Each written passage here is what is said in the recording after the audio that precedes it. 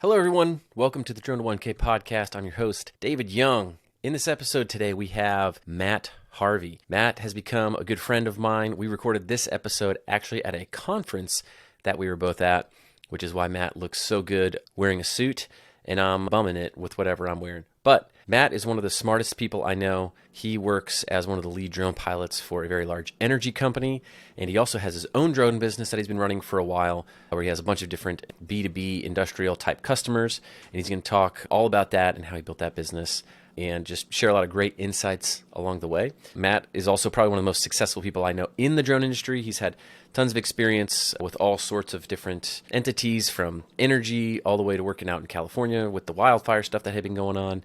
And just every time I talk to him, I'm like, wow, this guy's bringing a lot of great information. So I know you're going to get a lot out of this conversation today. Quick reminder, if you love t-shirts, drone launch shirts, again, I'm wearing another one. We like to give these away to reviewers. Screenshot it. Send it to me, David at dronelaunchacademy.com, and we'll get you a t-shirt just for taking the time to do it and spread the word about the Drone to 1K podcast. All right, on to talk to Matt. Thanks for tuning in. Everyone, welcome back to another episode of the Drone to 1K podcast. I'm here with Matt Harvey of Edge Drone Services. I've known Matt for a little while now, finally getting him on the show. We're actually at a conference here outside of Houston, and we thought, why not go ahead and knock it out now? What a better time. So thanks for coming on, Matt. Absolutely. You got me wearing my suit, so it's good. It's a good look. I told you couldn't come on unless he's wearing a suit. So you can see that I'm, dressed similarly for those of you watching the video version. But Matt has a really interesting background and story I think a lot of you will appreciate hearing from. So I don't want to give too much away. So I'll let you just start maybe from the beginning, all the way back. When's the first time you were like, oh, this is a drone, I can do something with this? Yeah. So my drone story started in 2017. I was still in college at the time, and I was working for a construction company, and I had someone walk in the front door, and they were talking about drones, and my job at the time was handling paperwork and not all that exciting, so this is probably the most exciting thing that quite literally walked in the door.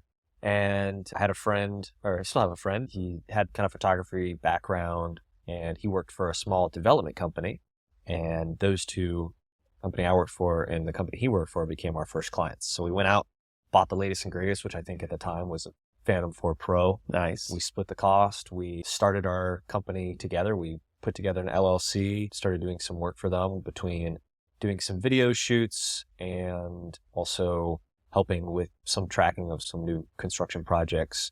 And that was kind of the kickstart for us. And so it was an opportunity to kind of make some side income and do something new and exciting with technology. So you were working for the construction company, started up the drone company, kind of also serving kind of the construction field? Yeah. So working full time, again, my role was primarily with paperwork. And so what kind of paperwork are we talking about here?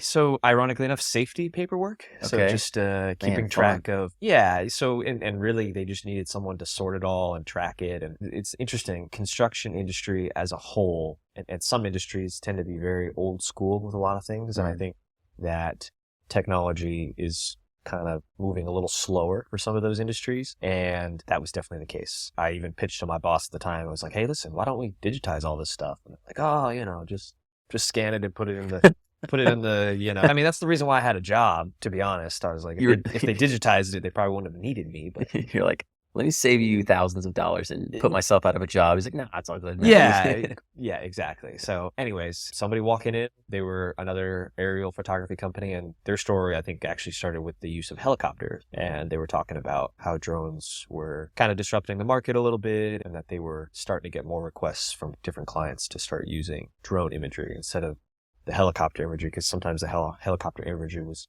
a little too far away. Like if you had a big site, it might have worked well. Yeah. But if you wanted to see something closer, obviously the drone a little closer to the helicopter. Yeah, not to mention it's like incredibly more cost effective. The drone burn tons of fuel. Exactly. And buy a helicopter. Yeah. Yeah. After listening to that conversation, I basically did some digging online, and then I talked to my friend. His name's Sam, and he was my business partner, and he had a photography background. I talked to him, and he was interested, and then that's when we went out.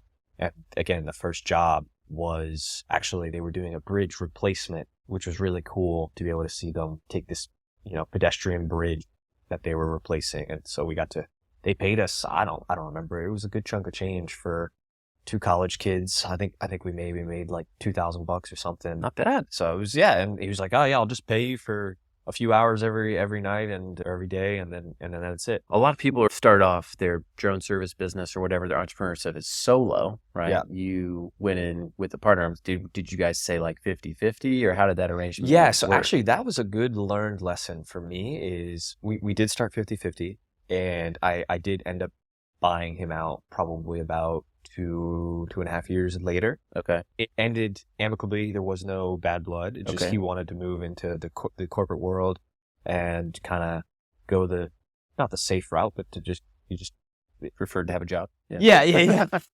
He's like, we gotta start get wise and get the job and all that fun stuff. And that's about that time that I actually transitioned to doing a lot of subcontract work, which has kind of led me to where I'm now, where it led me to being in California for about 3 years off and on, Gotcha. acting as a subcontractor for Southern California Edison, and then started me over here, Yeah. Florida Power and Light. And so, But we'll get into that. yeah, no, I'm getting ahead of myself. No, you're good. You're good. I like the little teasers. People are like, wait a minute, what is it? Yeah. On that note, so you had a partner, because I've heard a lot of horror stories about partnerships saying like, everybody Yeah. goes in well-intentioned, like, oh, we get along, it's going to work great, let's go 50-50. Yeah. And then down the road, it's like, Don't Oh. ever do that. If you want, and you gotta like have it just, even if it's, because also the other big thing is that for all the bank stuff, for everything else, you need to have both people present. You need to have, Yeah. So it's not even just that, but it's like, creates a lot of other issues. yeah, like logistically, and you're both trying to go to school and work, and then now we got to get our schedules to align up exactly. And Yeah. so that did also prove to be kind of a pain. Yeah. Well, I'm glad it ended in a friendly way. I just recently actually had a friend. It wasn't a drone business, but a separate business, a video production style business. Sure. I don't know these people that personally, so I don't mind talking about it. But, but they said, yeah, like one person had a disagreement. They wanted to go one way, they wanted to go the other way. And the one guy said, well, then our agreement says that if I want to leave, you have to buy me out. And the guy's like, well, I'm not going to buy you out. And then it went to court and like, Oh, just wow. got real messy. At least the lesson I've learned, I haven't had this issue with the drone service business, but just whenever you go to create a partnership, imagine that this is going to end in the worst way you can imagine possible, and go ahead and write that scenario into your agreements to make sure that's, but it sounds like you had a good turnout. So. Yeah. And to add to that, I have also heard another drone company that I won't mention, but two friends that I worked with in California, they had a business together. And then I think just unfortunately, I wanted to go different directions, and it's tough to see, but that is how life works out sometimes. But luckily, as I mentioned, mine worked out fine. And I actually just went on a cruise with them. Oh, good. Just a few weeks ago. That's awesome. Okay. So cool. we still must be friends. Yeah. Like that was part of the settlement agreement. Right? Yeah. He bought me drinks at the bar. Yeah. But you guys were together for like 2 years in business together. Yeah. What kind of jobs were you doing during that time? We started to kind of try and figure out what we were going to do. The biggest thing for me was following the money. So we did some work. Like I said, he worked for a small development company, and we put some promo videos together for that client, and that actually paid out pretty well. And then we started to do some other work within the real estate market. And then I kind of mentioned to you earlier, I was like, I think I got out just as fast as I got in doing real that, estate? into doing that, which is fine. That's a hustle in itself, but I had a lot more success with construction. And so then we started to more or less just do research of like, okay, so I'm from Tampa. So we just did a simple search of, hey, construction companies in Tampa, and just start calling, emailing. I even did some work on LinkedIn where I would message people and say, hey, my name is Matt with Insurance Services, give them the pitch. A lot of times you won't get some response, but I have gotten some work. So if you're listening and you're trying to think of different strategies for finding work, LinkedIn is a decent source. Yeah, I was going to ask, of all the like random calls or emails, really, like what's been the best for you? I would definitely say going in and calling is probably been the most successful, and or an email. So usually like an email, and then you'll call and say, hey, I sent you an email. I don't know if you got it. Just wanted to talk to you about your upcoming projects. And then there's actually a separate company now that I use for projects that are happening within the state.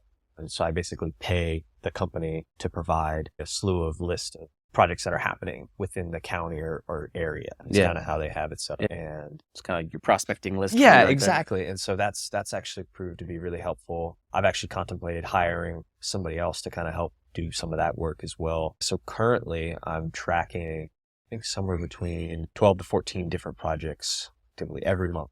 So returning work. And I really like the construction industry. So you're saying those are jobs right now that you have? Yes. Okay. Yeah. 12 to 14 per month that you have Per now month, on top of your full-time job. On top of the full-time job. And then with the 6 minutes of free time you have a week, what do you do with that?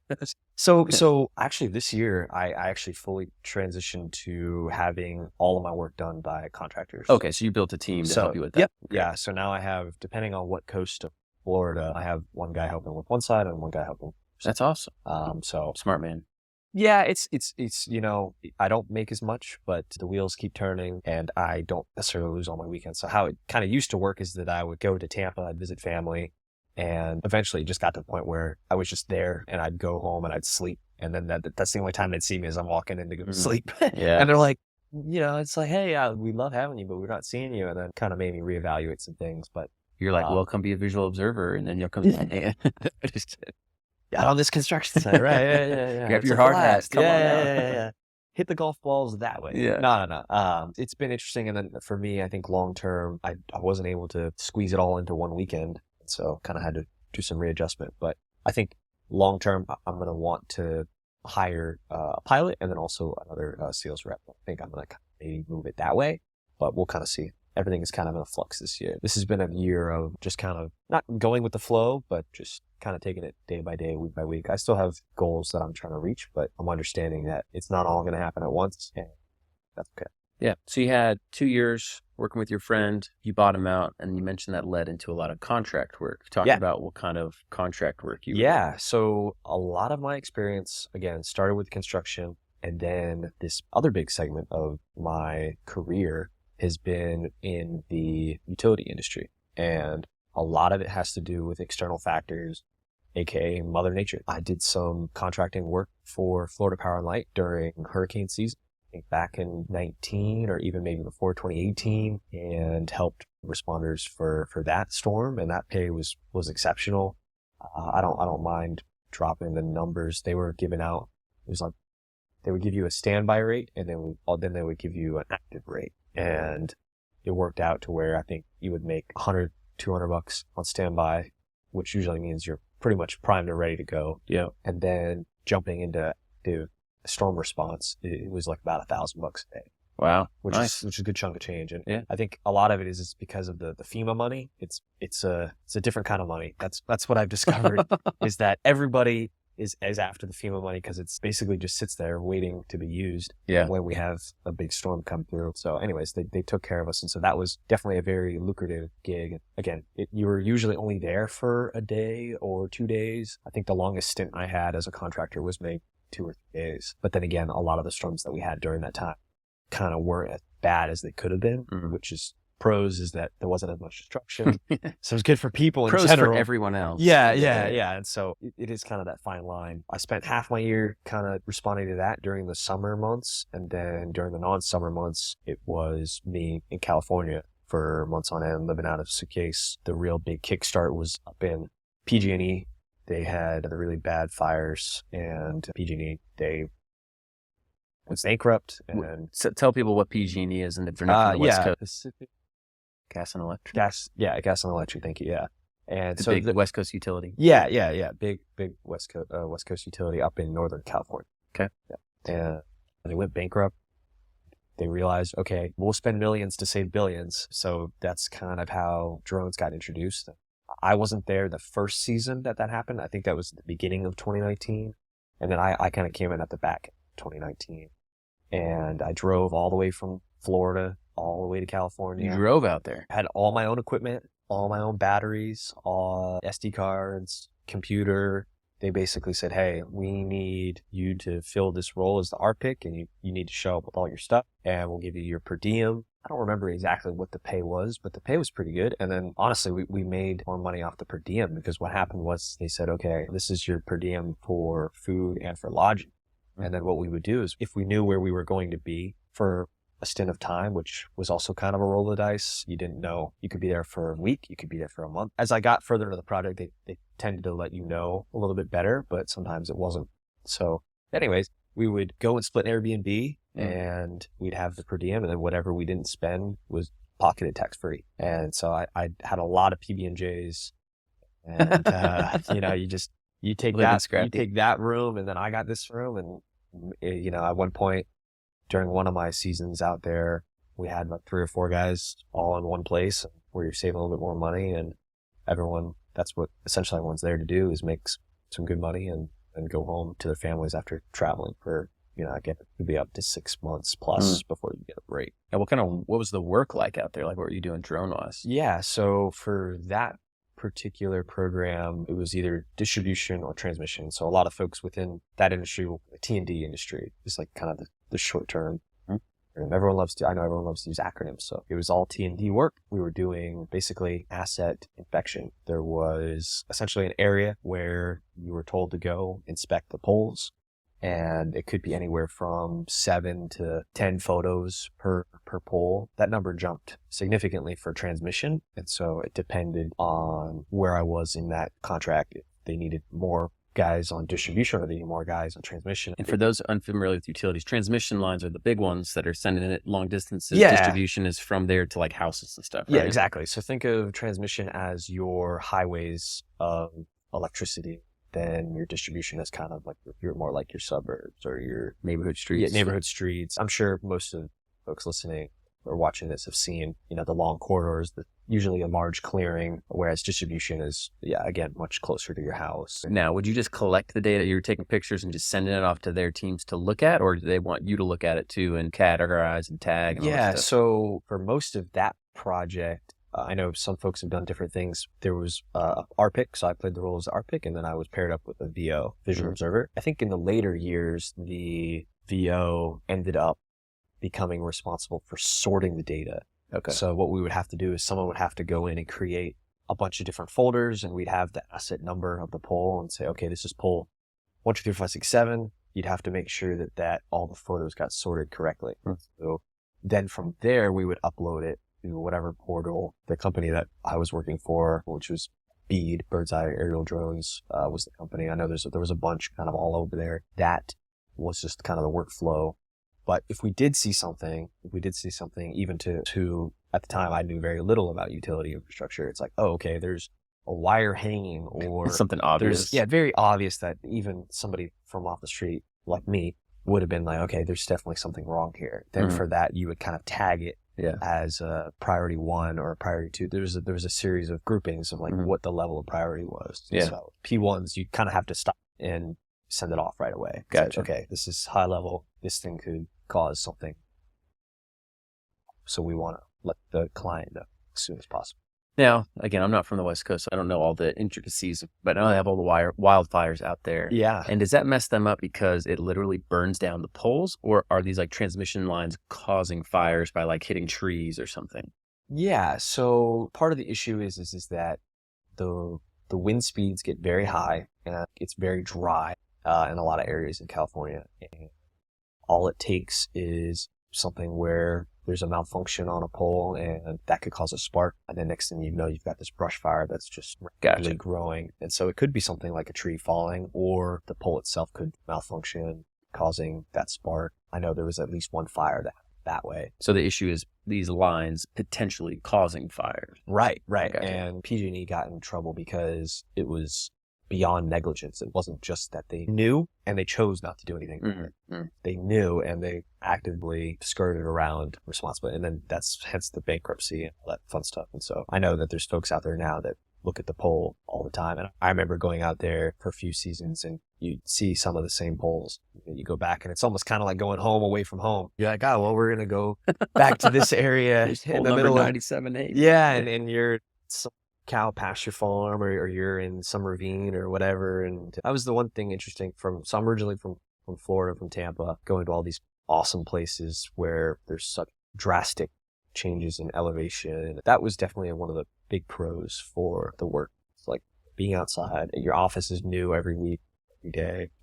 So if you have like a family and you have a wife or you get kids or whatever, that was tough for a lot of guys out there. That wasn't necessarily my case, so it kind of worked out okay. But even then, by the end of it, you're like, I'm ready to take a break. Yeah. So it worked out. So let's now talk about how that led you to what you do now. I know you still have Edge Drone Services doing construction sites, but you also work full time with drones now. Yeah. Maybe tell us a little bit how you got into, doing the contract work and what led you to work for a large company full time and kind of what you do there. Yeah. So being out in the field when I was in California, there was a job opening for working with one of the major utility companies here in Florida. It was an opportunity to kind of change the lifestyle of living from month to month to, okay, I can have somewhat of a quote unquote normal life schedule. That was at the time a hard choice for me to make because I really enjoyed, and kind of the group that I was with kind of becomes a family. You're basically living with these people 24/7 and you become very close. And so ultimately I'm really glad and happy with the decision I made.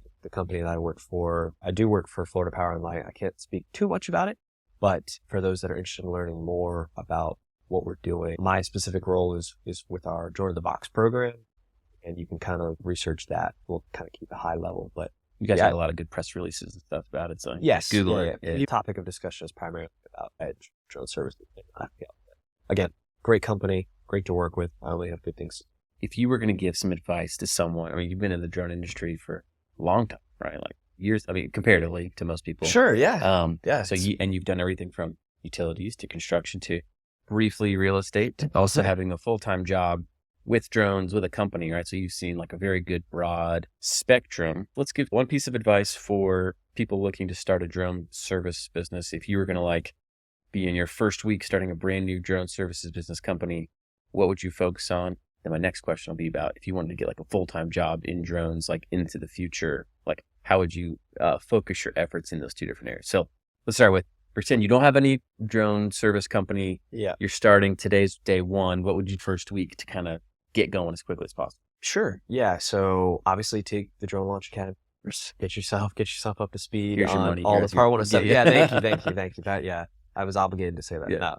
But no, seriously, his course was great. I took it many years ago, and so that helped. But I think what I've heard a lot of folks say on this podcast and elsewhere is you really want to find a good niche market. You're taking an old way of doing something and you're essentially using the drone as a tool to help create a more efficient process or something where the benefit and the output is going to be at a greater level than it was before. So my advice to folks trying to get into using drone, they want to know what to do. I would say take a look at their background. If you have a background in a specific industry or something where what you're doing could be influenced in a good way by the use of drones, that would be my advice, is try and lean on that experience to create a new process. Cool. And then on the flip side, if you are like, all right, an entrepreneurship path is not for me. I want more safety and security. I know at this point, 2023, it's not like there's like a billion job openings just for a drone pilot specifically. But as the drone industry matures, there are a lot more drone related jobs that are coming onto the market. You are a lucky person to have found one. Those will be much more prevalent in the future is my prediction. So if you are one of those people looking to go that route, what's the best kind of ways to navigate that and get in there? Sure. So I would definitely suggest using LinkedIn as a tool for job postings, and you can actually set alerts to be notified. And my suggestion would be to look at what those jobs are looking for and just take a look at the experience that they're looking for. Take a look at any specific certifications that they may be looking for. I do think that you will still probably need a blend of going and getting some experience and then coming to them. But at the same time, I know we were talking to Michael earlier, who I guess is over at Liberty, right? He said they have their own drone program. So perhaps you want to think about going into a drone program and having the ability to be exposed to different systems and go that way. Now, that wasn't the route that I did, but I think it would be helpful for somebody that wanted to go and work for a big company. If you're looking to join a big group, you may have an opportunity to join as like a VO. I know, for instance, going back to the work that I did earlier as a contractor, for the folks that didn't have their Part 107 and folks that didn't have any drone experience, they'd never flown a drone before. They started them off as like a VO and then kind of just essentially let them experience what the industry was like. And then from there, they were able to work their way up to a RPIC type role. I think there's going to be lots and lots of need for RPICs. Personally, I think the next big thing that you want to be looking for also is not only can you fly the drone, but can you manage data? Do you work well with others? And also pilots now, we're not becoming obsolete, but we're going to have to transition to operating remotely. So the days are going to start to be less and less where you're going to be potentially out in the field, or it's going to be a hybrid. You're going to be sometimes in a command center flying, or you could be out flying. But again, I think it's going to become more and more of a hybrid. And then eventually you could have a potential role where you're in a room and you're still flying a drone, but you're just not doing it in person. Or you're monitoring 10 drones that are flying. You might have to take over one. Exactly. As an issue. Or one-to-many is becoming popular. I wanted to mention on one thing that you said that I thought was really important, just because I literally heard it from a vendor downstairs right before we got up here, was on data management. Where, I was talking a little about Drone Launch Academy and what we do, and they have a service where, I don't know if you saw the Bolt folks. I think I might have walked by their virtual something line. Basically, like co-ops and like electric utilities, they can take pictures of their assets and then they can upload it, and then they can have experienced linemen remotely inspect all the information to see, like, interesting. Good. Anyways, so he said our biggest problem, he's like, people can fly the drone, people can take the pictures. They are clueless about data management. He's like, once they have it, they're like, should I mail you this SD card? And they're like, no, they can't remember which pole it was pointing at. They don't correctly like label files and like organize the data. So he's like, you just need to train. He's like, if I were you, I would just train people on how do you even, once you gather all this information, especially if you're doing like utilities, you probably got thousands of photos from your drone. Like, how do you manage that volume of information and know which picture goes with which things? Like if you're taking an orthomosaic, it's a little bit easier because it's capturing all the photos. You toss those all into Pix4D or Drone Deploy or something, right?